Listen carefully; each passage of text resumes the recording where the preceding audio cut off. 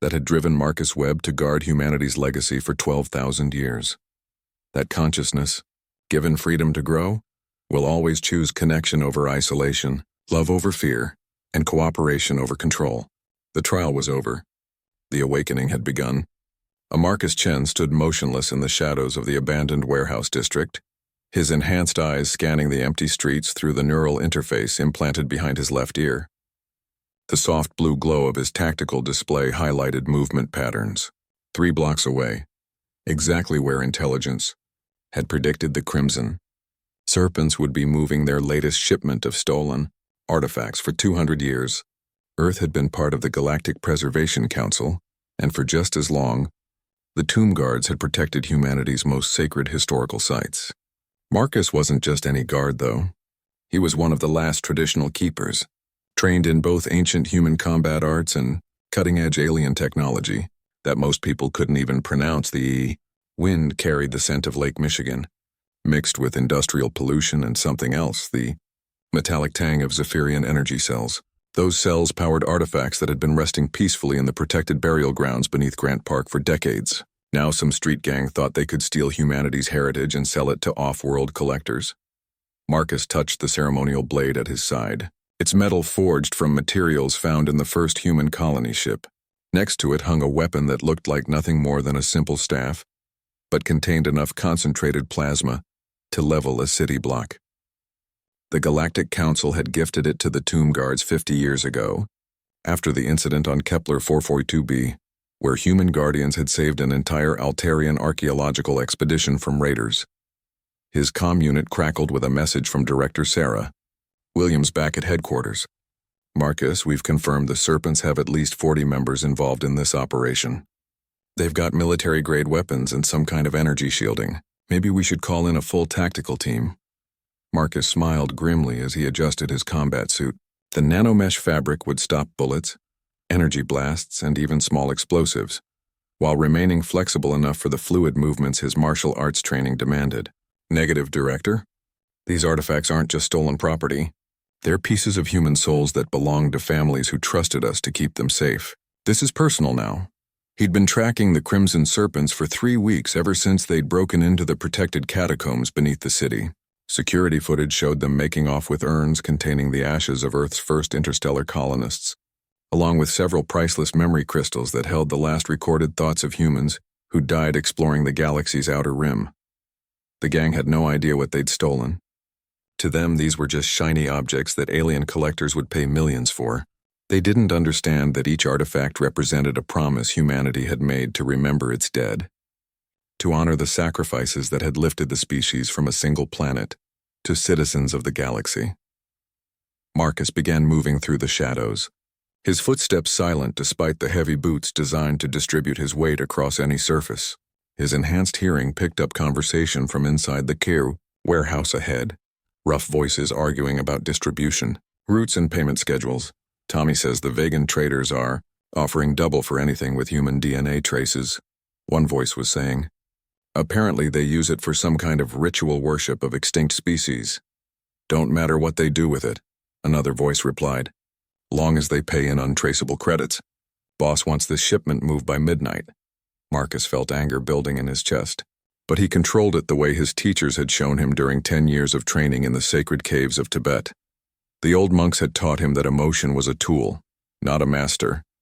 Channel it, focus it, but never let it control the action. He reached the warehouse wall and placed his palm against the metal siding. His suit's sensors immediately began mapping the building's interior, showing him heat signatures, structural weak points, and the location of every person inside. 15 gang members on the ground floor, 3 more on a makeshift second level, and 2 guards posted outside the back exit. Through his neural link, Marcus accessed the building's security system. The Serpents had thought they were clever by disabling the cameras, but they'd forgotten about the motion sensors installed in the foundation. Within seconds, he had a complete layout of their operation. Crates of stolen artifacts were stacked throughout the warehouse, each one labeled with shipping codes that meant nothing to the thieves but everything to Marcus. He recognized inventory numbers from burial sites across 3 continents. These weren't just random grave robberies. Someone was feeding the gang detailed information about the most valuable pieces in humanity's protected collections. Marcus activated his comm unit one more time. "Director, I'm going in. Have forensics team standing by, and run a deep scan on our security clearance list. Someone on the inside is helping these people." "Marcus, wait. At least tell me you have a plan." He looked up at the warehouse, noting the patrol patterns of the sentries and the positions of their weapons. "I'm going to remind them why humans earned respect among the stars. We didn't get here by backing down from thieves." With that, Marcus Chen, keeper of the sacred trust and guardian of the human legacy, stepped out of the shadows and began walking toward the warehouse. His enhanced systems were already calculating approach vectors, weapon targeting, and escape routes.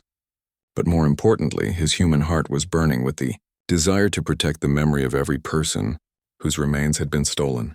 The Crimson Serpents were about to learn what happened when someone violated the sacred trust that held human civilization together. They were about to meet a tomb guard in action. The galaxy would never be the same.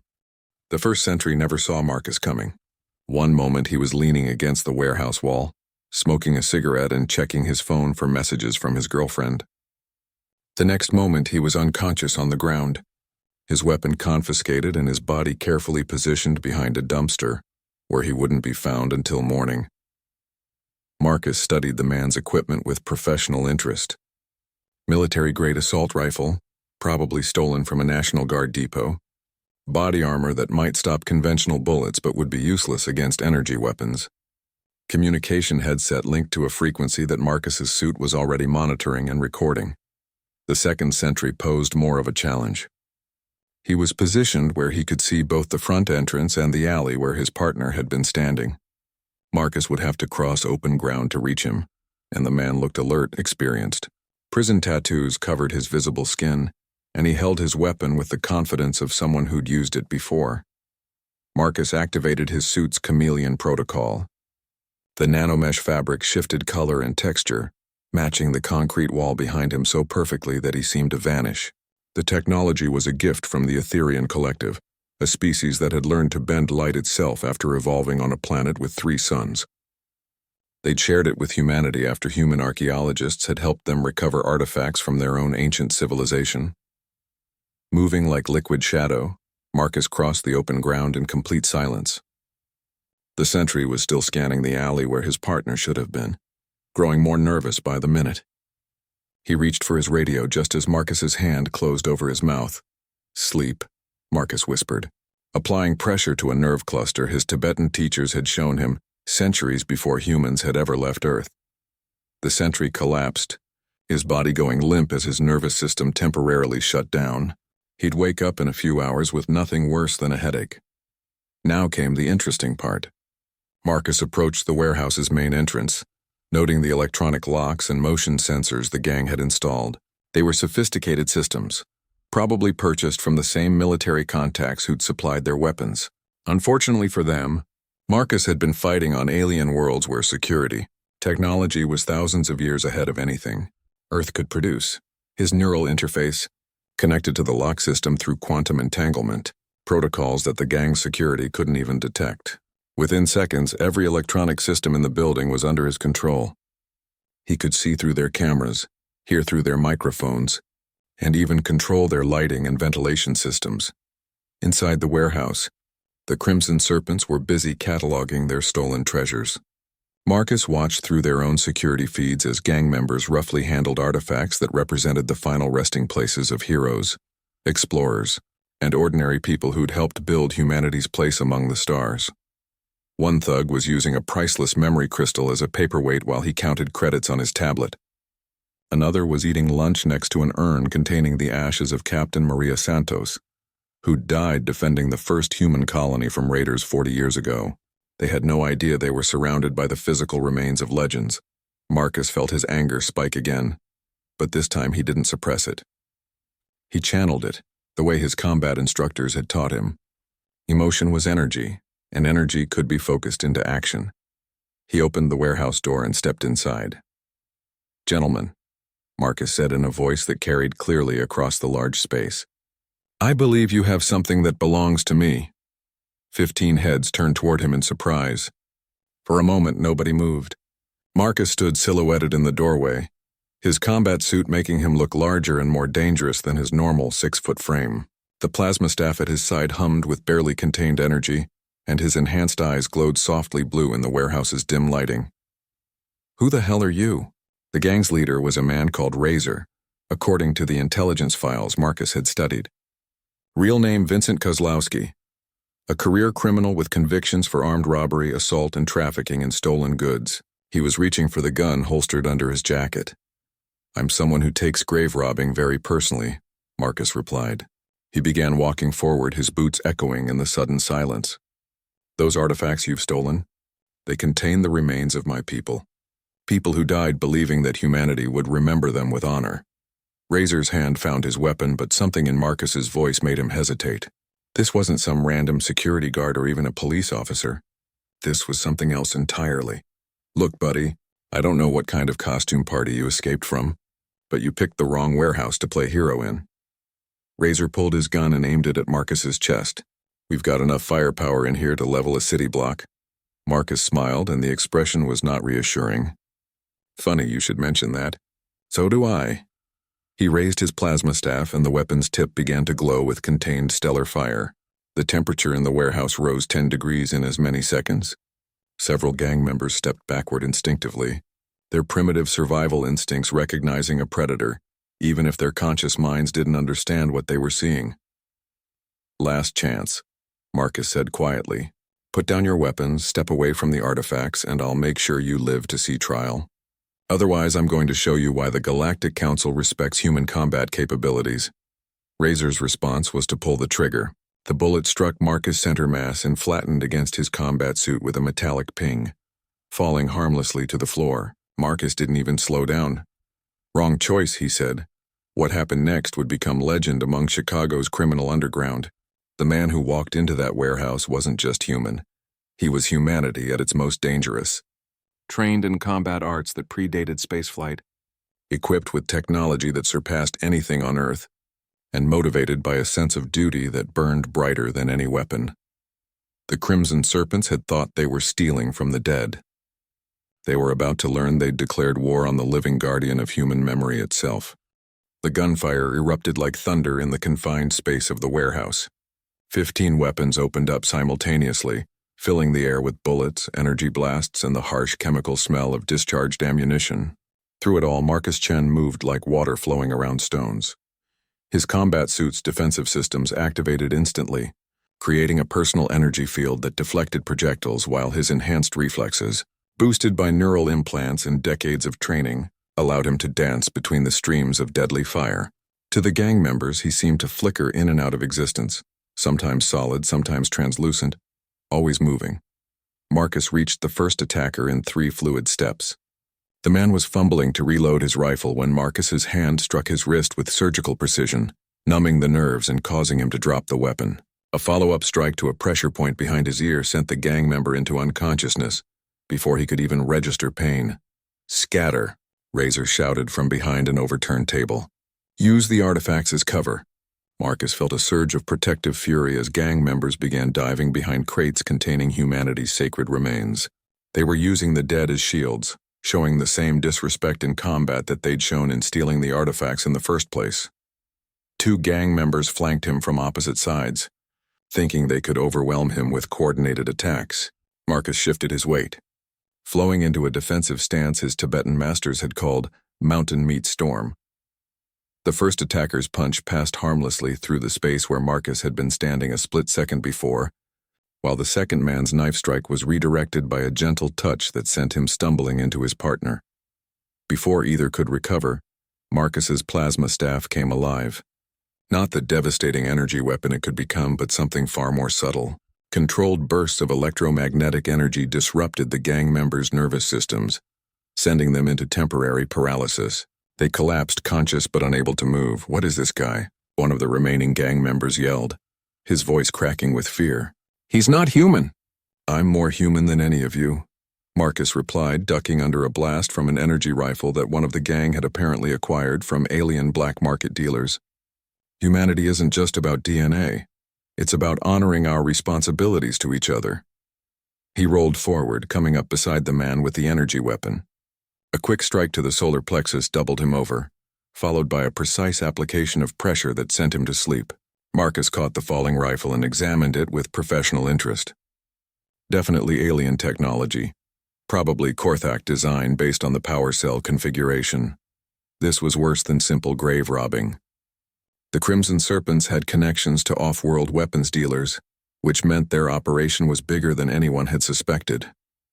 Marcus filed that information away for later investigation as he continued his advance through the warehouse. 3 gang members had barricaded themselves behind a stack of crates containing memory crystals from Earth's first Mars colony. They were firing blindly over the top, hoping to hit something vital. Marcus studied their position, calculating angles and timing. He activated his suit's gravitic assist, technology borrowed from the Centaurian Defense Corps. For just a moment, local gravity loosened its hold on him, allowing him to leap 15 feet straight up. The gang members below watched in shock as their target seemed to fly through the air, landing silently behind their makeshift fortress. "Surprise," Marcus said softly. The 3 men spun around, weapons tracking toward him, but Marcus was already in motion. His plasma staff extended to its full 6-foot length, becoming a blur of controlled force that struck nerve clusters, pressure points, and weapon hands with mechanical precision. In less than 5 seconds, all 3 gang members were unconscious, their weapons disabled and their barricade intact. Marcus carefully examined the memory crystals they'd been using for cover. One of them contained the final thoughts of Dr. Elizabeth Harper, the xenoarchaeologist who'd made first contact with the peaceful Etherian collective. Her death in a shuttle accident had been mourned across 3 star systems, and her final recordings were considered sacred texts by multiple species. To see her memory crystal being used as cover in a gunfight made Marcus's jaw clench with suppressed rage. Razor and 4 remaining gang members had retreated to the far end of the warehouse, where they'd set up a more organized defensive position.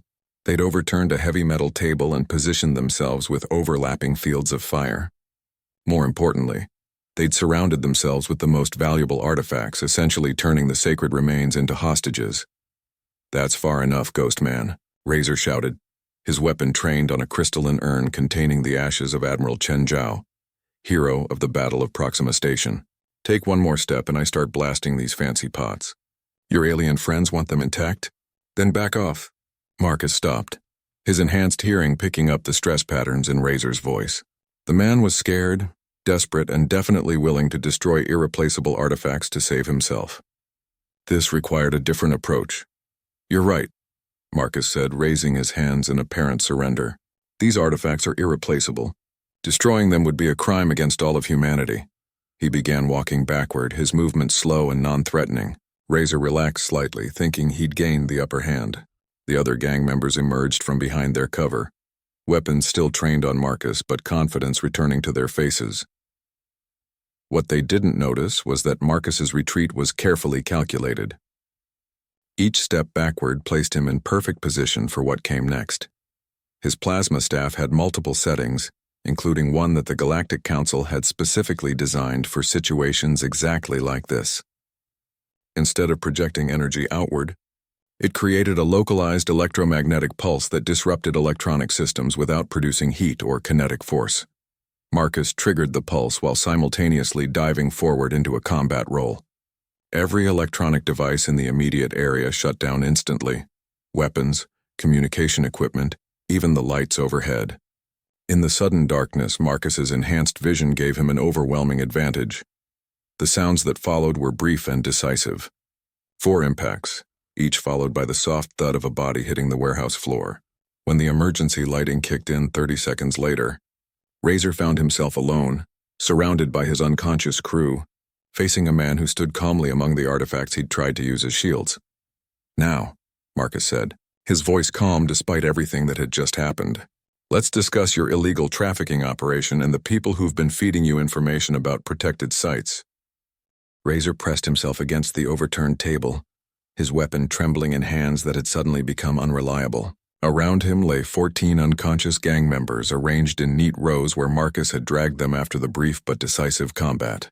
Each one was breathing steadily, positioned carefully to avoid injury, but completely unable to participate in whatever conversation was about to take place. Vincent Kozlowski, Marcus said, consulting the data displayed on his neural interface. Age 34. Born in Detroit, moved to Chicago after your third conviction for armed robbery. No family, no legitimate employment history, but somehow you've managed to afford military-grade weapons and alien technology. Marcus picked up the energy rifle that Razor had dropped during the electromagnetic pulse. The weapon was definitely Korthak design, with modifications that suggested battlefield salvage rather than legal purchase. This particular model was used in the Vegan border wars 2 years ago. Only about 50 of them made it to Earth, all of them supposed to be in government research facilities. He set the weapon down carefully and turned his full attention to Razor, who was now sweating despite the warehouse's cool temperature. So my question is simple, Vincent. How does a street criminal from Chicago get his hands on alien military hardware? I ain't telling you nothing, Razor snarled, though his voice lacked conviction. You got no authority here. You're just some guy in a fancy costume. Marcus smiled and reached into his combat suit, producing a credential case that displayed holographic identification. The Galactic Council seal rotated slowly above the official documentation, accompanied by text in 17 different languages, including 3 that humanity was still learning to pronounce. Marcus Chen, Special Investigator, Galactic Preservation Council. Authority granted under the Treaty of Seoul to investigate crimes against protected cultural sites and artifacts. As of right now, Vincent, you're facing charges that could put you away for several consecutive lifetimes. Razor's face went pale as he realized the implications. Galactic Council jurisdiction meant this wasn't going to be handled by Earth's legal system. Off-world prisons were notorious for their length of stay and complete lack of possibility for early parole. But, Marcus continued, settling cross-legged on the warehouse floor in a meditation pose that somehow made him look more dangerous, rather than less, I'm primarily interested in the people who've been providing you with information. Someone with access to our security protocols has been telling you exactly which sites to hit and when the guards would be away. He gestured toward the stolen artifacts surrounding them. These pieces come from 6 different protected sites across 3 continents. The timing of your thefts was perfect. You hit each location during shift changes, maintenance windows, or system updates. That's not luck, Vincent. That's inside information. Razor looked around the warehouse, noting for the first time just how many artifacts the gang had managed to accumulate.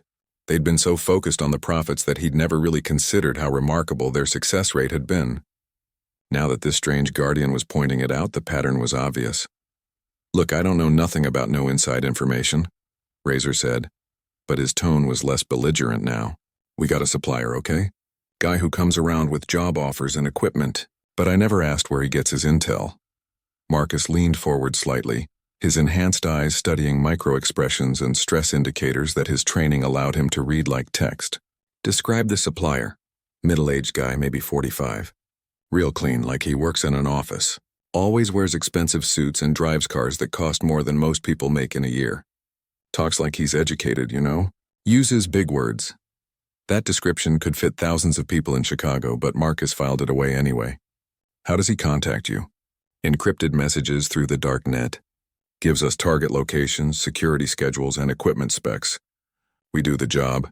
He fences the goods through his off-world contacts. Razor was talking faster now, apparently deciding that cooperation might be his best chance for survival. Marcus nodded thoughtfully. The pattern suggested someone with legitimate access to Council security databases, probably someone who'd worked in the system long enough to understand the rotation schedules and maintenance protocols. That narrowed the suspect pool considerably. What about payment? How does he compensate your organization? Credits transferred to offshore accounts plus whatever equipment we need for the jobs. He's the one who got us the alien weapons and the energy shields. Razor gestured weakly toward the disabled Korthak rifle. Said we might need serious firepower if we ever ran into Council security.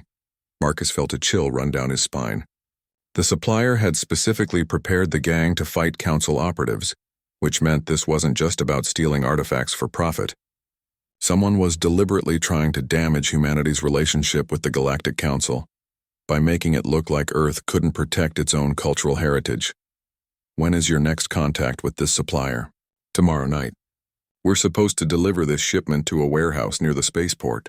He's got buyers lined up for everything.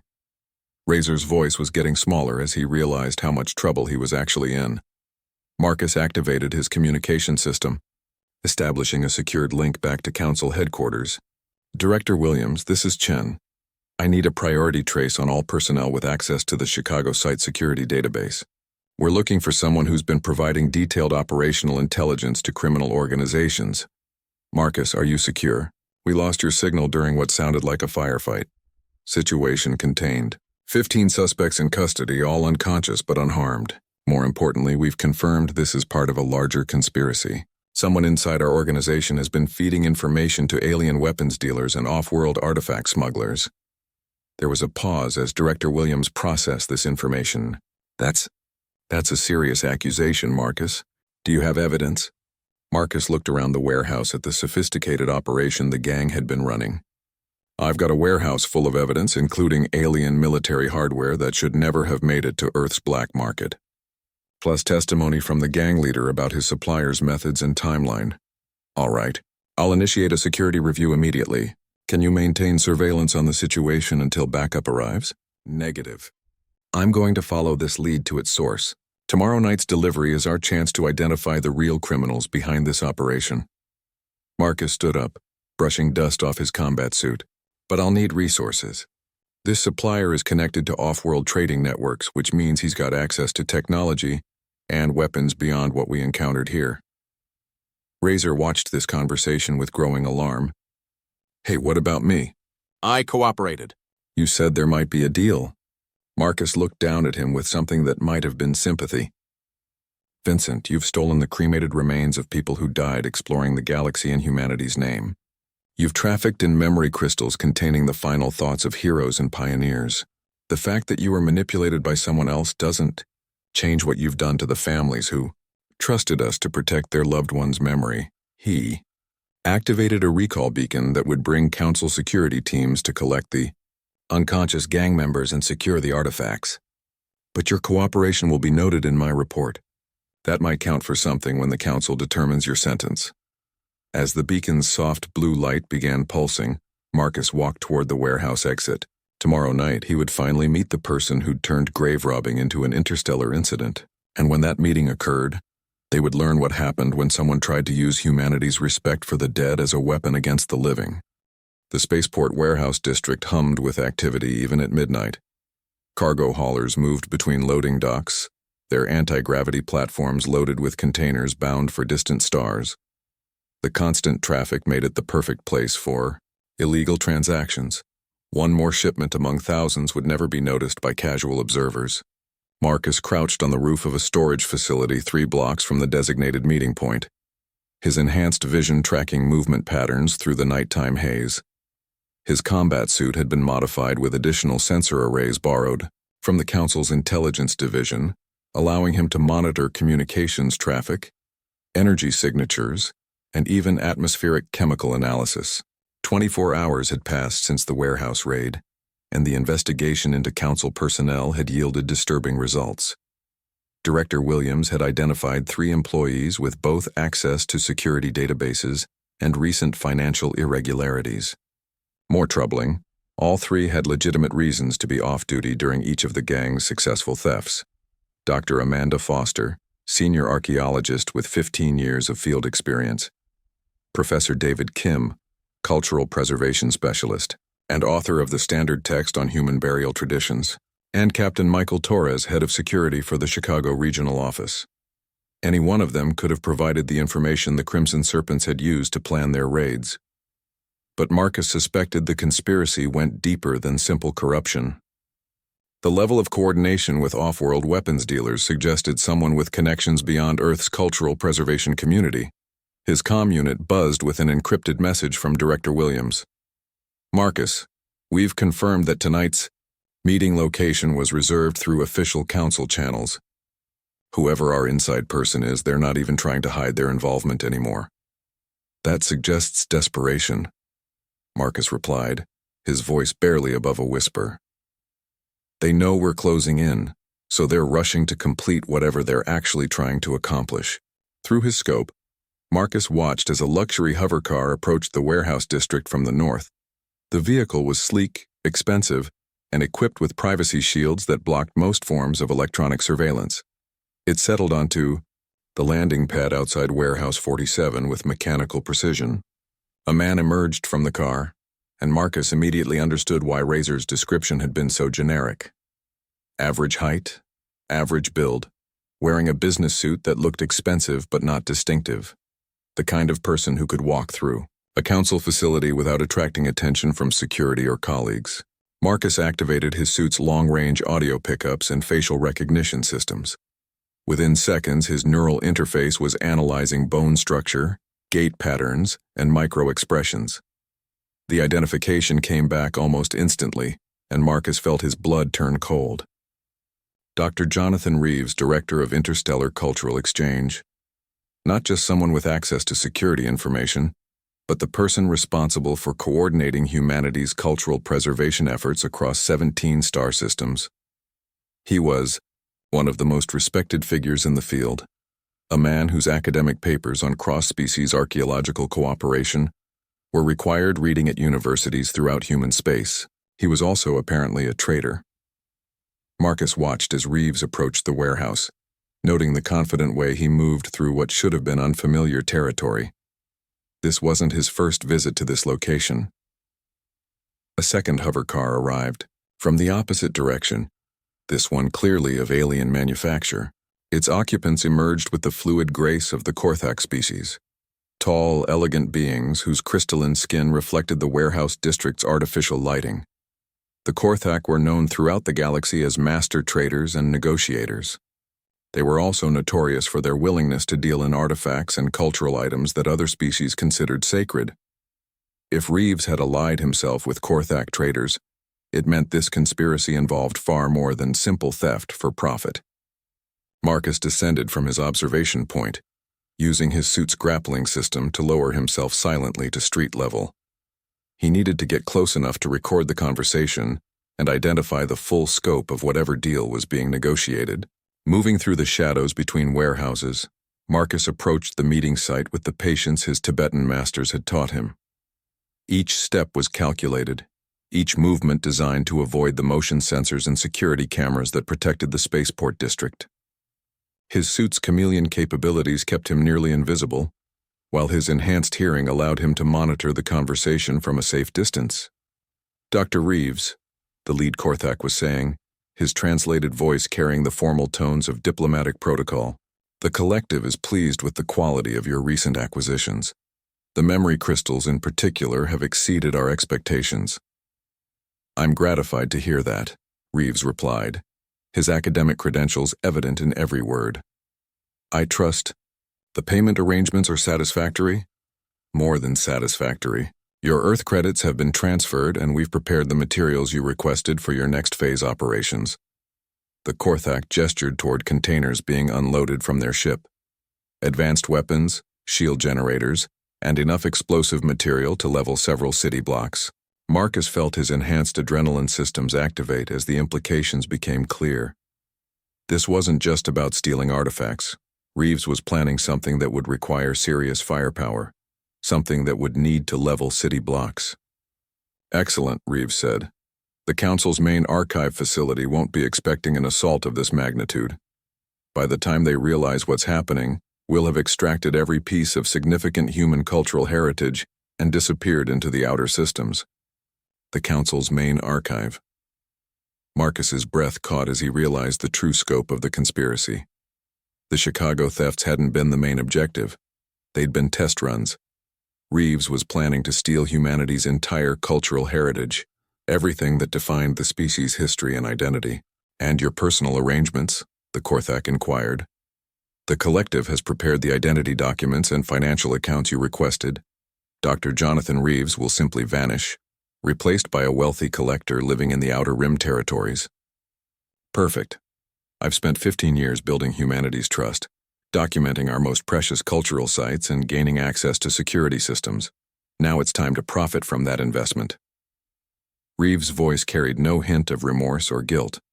Humans are so sentimental about their dead. They'll pay anything to get these artifacts back, assuming they ever figure out where they've gone. Marcus had heard enough. He activated his recording systems, documenting everything for the council's investigation, then began moving closer to the meeting site.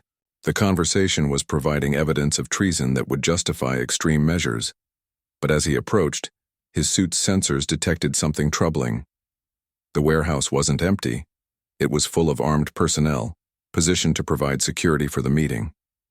Reeves had brought enough firepower to fight a small war, which suggested he'd been expecting council interference.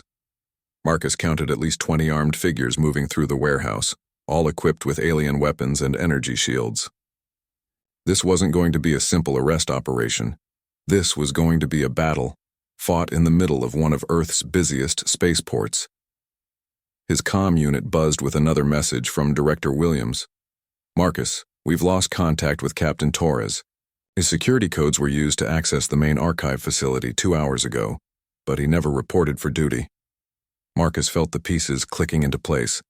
Torres wasn't just another suspect, he was probably another victim. Reeves had used the captain's codes to gain access to the archive facility, which meant the main assault was already beginning. "Director," Marcus said, his voice tight with controlled urgency, "abort the investigation and evacuate the archive facility immediately. Reeves isn't working alone, and he's not just stealing artifacts anymore. He's planning to destroy the entire council presence on Earth." The explosion that rocked the council's main archive facility could be felt 15 miles away. Marcus watched in horror as the distant glow illuminated the Chicago skyline, confirming his worst fears about the scope of Reeves's conspiracy. The traitor hadn't just been stealing artifacts. He'd been planning the systematic destruction of humanity's entire cultural preservation system. "All units. Archive facility is under assault." Director Williams's voice crackled through Marcus's comm system. "Multiple explosions on levels 7 through 12. We're reading massive energy signatures consistent with military-grade plasma weapons." Marcus turned his attention back to the warehouse meeting, where Dr. Reeves was watching the distant fire with obvious satisfaction. The Korthak traders seemed less pleased with the dramatic escalation, their crystalline features reflecting concern about the attention such destruction would attract. "Dr. Reeves," the lead Korthak said, his translated voice carrying diplomatic disapproval. "This level of violence was not part of our agreement. The collective prefers discreet operations that don't attract galactic attention." "Relax," Reeves replied, checking a tablet device that was apparently tracking the archive facility assault. "By morning, there won't be enough evidence left to trace anything back to off-world involvement. Humanity will believe they were attacked by their own extremists, and the Council will be too busy with damage control to investigate properly." Marcus realized that Reeves had planned this entire operation as a false flag attack. The theft of artifacts had been secondary to the goal of making humanity look incapable of protecting its own cultural heritage. If the Council lost confidence in Earth's preservation capabilities, they might remove protection status from human archaeological sites entirely. The economic and cultural implications were staggering. Without Council protection, human burial sites and historical locations would become fair game for any species with the technology to raid them. Earth's entire relationship with the galactic community could be destroyed in a single night. Marcus activated his suit's emergency protocols, triggering systems that had been designed for situations where a single operative faced overwhelming odds. His plasma staff extended to combat configuration while additional weapon systems came online throughout his armor. The enhancement injectors in his bloodstream released stimulants that would boost his reflexes and reaction time far beyond normal human limits. He stepped out of the shadows, his suit's speakers amplifying his voice to carry clearly across the warehouse district. "Dr. Jonathan Reeves, by the authority of the Galactic Preservation Council, you are under arrest for treason, conspiracy, and crimes against protected cultural sites." The response was immediate and violent. 20 weapons opened fire simultaneously, filling the night air with energy blasts and projectiles. Marcus's combat suit absorbed the initial barrage while he assessed the tactical situation. The armed personnel were positioned with professional competence, suggesting military training rather than street gang experience. Marcus dove behind a cargo container as the second wave of fire began, using the brief respite to establish contact with the archive facility. "Director Williams, I've located Reeves and confirmed his involvement with off-world weapons dealers." "How bad is the situation at the archive?" "Bad and getting worse. They've breached the main vault and are extracting artifacts by the container load. We're reading at least 30 armed hostiles with equipment that our security systems can't even identify. Marcus processed this information while energy blasts vaporized chunks of the cargo container protecting him. 30 hostiles at the archive, 20 more at his current location, plus unknown numbers of support personnel. This was a full-scale military operation disguised as criminal activity. "I'm going to need backup," Marcus said, then immediately contradicted himself. "No, cancel that. There's no time for backup. I'm going to have to handle this personally." He activated his suit's tactical analysis system, which immediately began calculating optimal engagement patterns based on enemy positions and equipment capabilities. The results were not encouraging. Conventional assault tactics gave him approximately a 12% chance of success against these odds. Fortunately, Marcus Chen had never been particularly conventional. Instead of charging directly at the enemy positions, Marcus activated his suit's gravitic assist and launched himself vertically into the air. For a moment, he hung suspended 30 feet above the warehouse district, clearly visible to every hostile in the area. Then his plasma staff discharged at maximum power. The energy burst wasn't aimed at any specific target. Instead, it struck the main power grid junction that supplied electricity to the entire warehouse district. In an instant, every light, security system, and electronic device within a mile radius went dark. Marcus landed in complete darkness, his enhanced vision giving him an overwhelming advantage over opponents who were suddenly blind and disoriented. He moved through their positions like a force of nature, striking nerve clusters and pressure points with mechanical precision. Each engagement lasted less than 3 seconds before another hostile was unconscious and disarmed. "Reeves," Marcus called out as he worked his way systematically through the enemy forces. "Your private army isn't going to save you. Surrender now and I might be able to arrange protective custody instead of summary execution." "Chen," Reeves's voice carried from somewhere in the darkness. "You have no idea what you're interfering with. This operation is bigger than one planet, bigger than one species. The Council has been using humanity's sentimental attachment to the dead to control our development for decades." Marcus paused in his systematic dismantling of the hostile forces. There was something in Reeves's tone that suggested genuine conviction rather than simple greed. "Explain that, Doctor." "Every time humanity tries to expand beyond Council-approved parameters, they cite our cultural obligations to maintain preservation sites. We're not allowed to mine asteroids that might contain traces of early human exploration. We can't establish colonies in systems where human ships crashed centuries ago. Our own dead are being used as chains to hold us back from our full potential." Marcus considered this while disabling 3 more hostiles who had been trying to flank his position. There was an element of truth to Reeves's argument. The Council's preservation requirements did sometimes conflict with human expansion efforts. But that didn't justify treason and cultural genocide.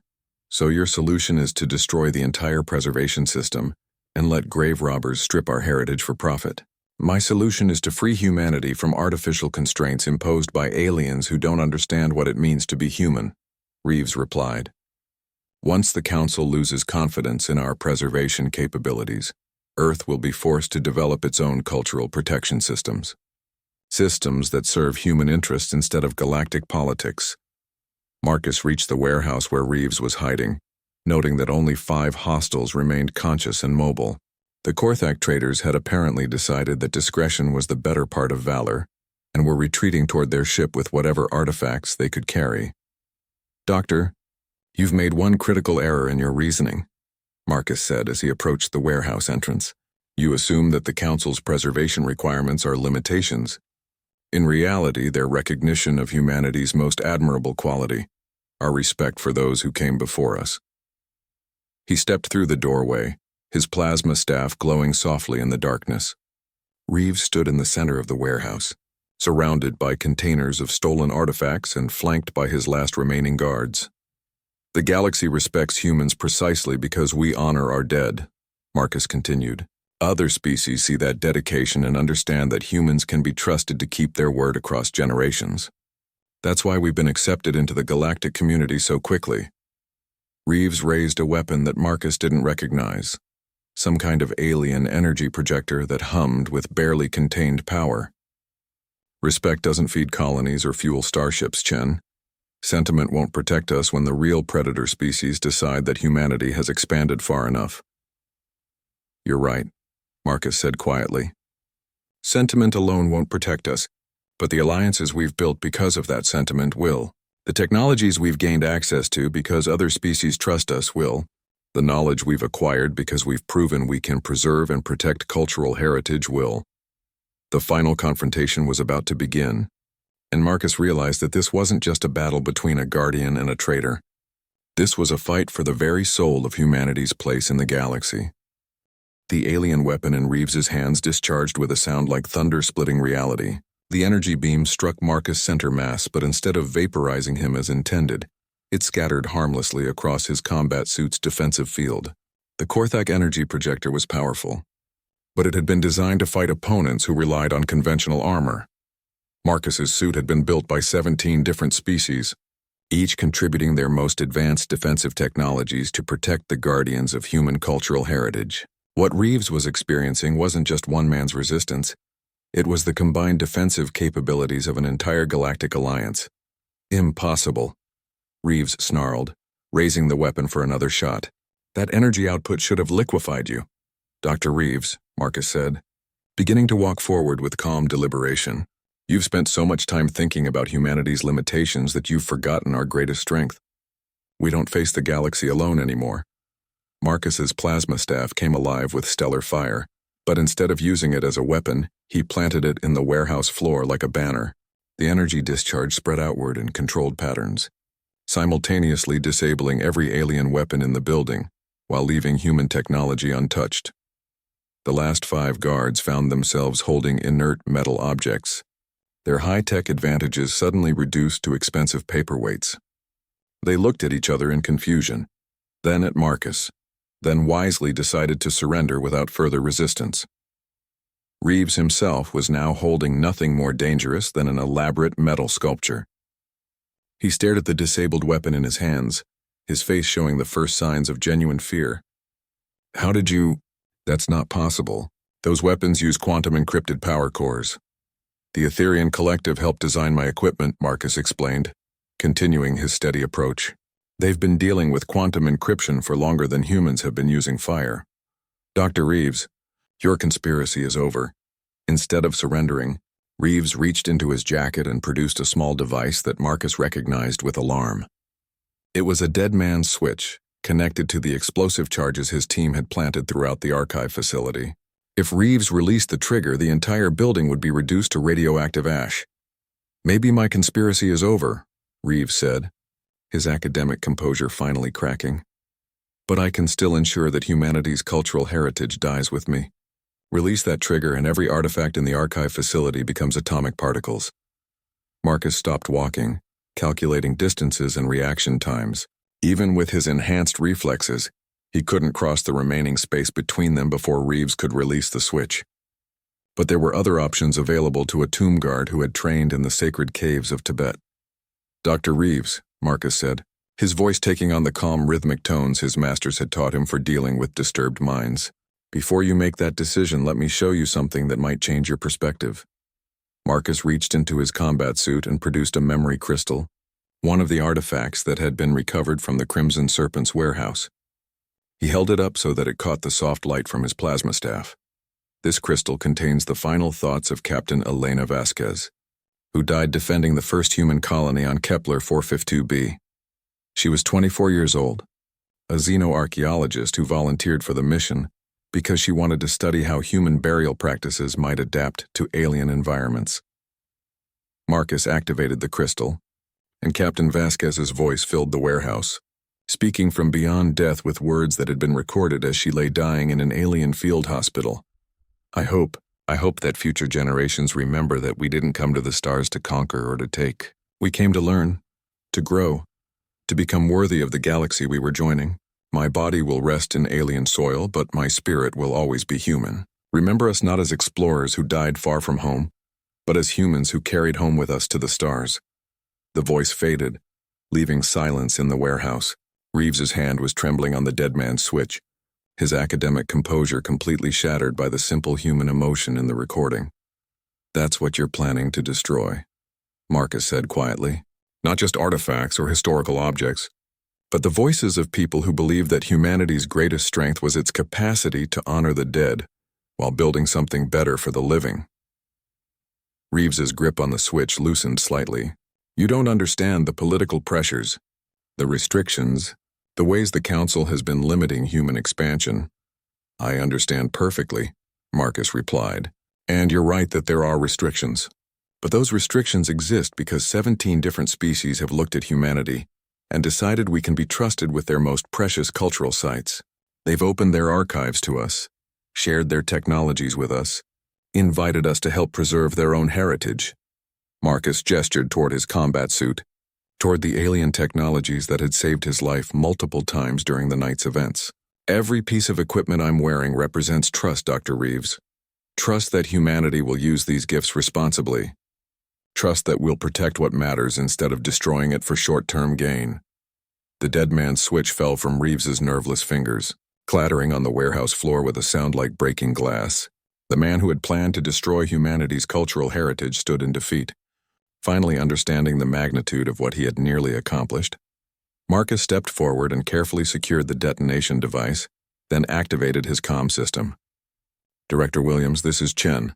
Dr. Reeves is in custody and the archive facility should be secure. The explosive charges have been deactivated. Marcus, thank God. We've managed to evacuate most of the artifacts, but the structural damage is extensive. It's going to take months to repair. Williams' voice carried relief mixed with exhaustion. What about the off-world connections? Marcus looked toward the loading dock where the Korthak traders had been operating. Their ship was gone, disappeared into the traffic patterns that surrounded Earth's orbital platforms. But they'd left behind enough evidence to identify their trading networks and track their other operations. We'll have enough evidence to roll up the entire trafficking network, Marcus said, and I suspect the Korthak Collective will be very interested in distancing themselves from this operation once the full details become public. 3 hours later, as dawn began to break over Chicago, Marcus stood in the ruins of the archive facility's main vault. Council security teams were carefully cataloging the damage, while restoration specialists from 6 different species worked to stabilize artifacts that had been damaged in the fighting. Director Williams approached, carrying a preliminary damage report. 17 artifacts were destroyed completely. 43 others suffered various degrees of damage. But Marcus, we saved 96% of the collection. Without your intervention, we would have lost everything. Marcus nodded, but his attention was focused on a work crew that was carefully extracting a damaged memory crystal from the rubble. The crystal contained the recorded thoughts of Dr. Elizabeth Harper, the xenoarchaeologist whose work had helped establish humanity's reputation for cultural sensitivity. Director, Marcus said, I want to recommend that we establish a new position within the Tomb Guard program. We need specialists who can identify and counter insider threats like Dr. Reeves. Agreed. And Marcus, the Galactic Council has asked me to convey their appreciation for your actions tonight. Apparently, word of what happened here has already reached the outer systems. Several species have expressed interest in expanding their cultural preservation partnerships with humanity. Marcus smiled, understanding the implications. What Reeves had intended as humanity's downfall had instead become proof of the species' commitment to protecting cultural heritage. The galaxy had watched a single human guardian fight impossible odds to protect the memory of the dead, and they had drawn their own conclusions about human character. 6 months later, Marcus Chen received a commendation from the Galactic Preservation Council, recognizing his actions in defending not just human artifacts, but the principles that held the galactic community together. The ceremony took place in the rebuilt archive facility, surrounded by artifacts from a dozen different species that had chosen to trust humanity with their most precious cultural treasures. As he accepted the honor, Marcus thought about Captain Vasquez's words from that memory crystal.